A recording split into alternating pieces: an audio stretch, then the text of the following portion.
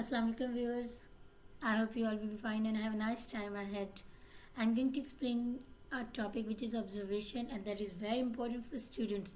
Mostly students से जब कोई चीज़ पूछी जाती है कोई वर्ड तो उनको याद नहीं होता कि ये वर्ड हमने कहीं पे पढ़ा है या कहीं पे ये हमारी बुक में था. जब उनसे टीचर्स पूछती हैं तो वो कहते हैं कि नहीं हमने ये चीज़ नहीं देखी, ये तो वर्ड हमारी बुक में है ही नहीं.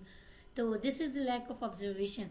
जब भी कोई चीज़ स्टूडेंट्स पढ़ते हैं तो उनको चाहिए कि वो एक पेंसिल लेके हर कोई, अगर आपको पेज इंट्रोडक्शन का ही क्यों नहीं लगता, आप एक पेंसिल लेके उस चीज़ को सारे थ्रू आउट इंटायर पेज को आप पढ़ो.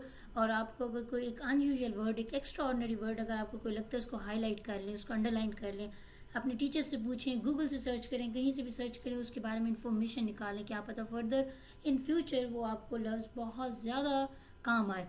तो इसलिए आपको उसके बारे में इंफॉर्मेशन होनी चाहिए, क्योंकि अगर हम जब तक किसी चीज़ को देखते नहीं हैं, समझते नहीं हैं, नोटिस नहीं करते, ऑब्जर्व नहीं करते, हमें वो इन फ्यूचर अगर कहीं पे वो लफ्ज़ लिखा हुआ हो या कोई बोल रहा हो तो हम उसको समझते नहीं हैं, उसको सुनते नहीं हैं, क्यूरियोसिटी ही नहीं होती हमें उसके बारे में जानने में.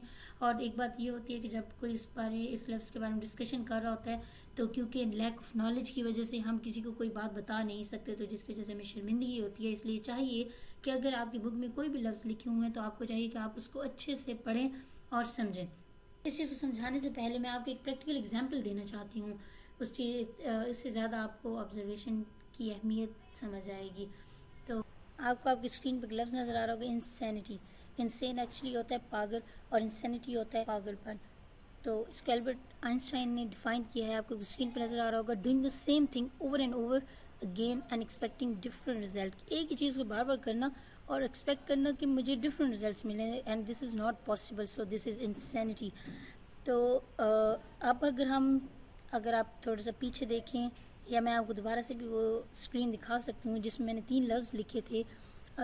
अब जब आप उन लफ्ज़ को देखोगे तो फ़ौरन से आप इंसैनिटी को गौर करोगे. आप इंसैनिटी, क्योंकि अब आप देखोगे तो आप कहोगे yes I am familiar with this word, I know this word.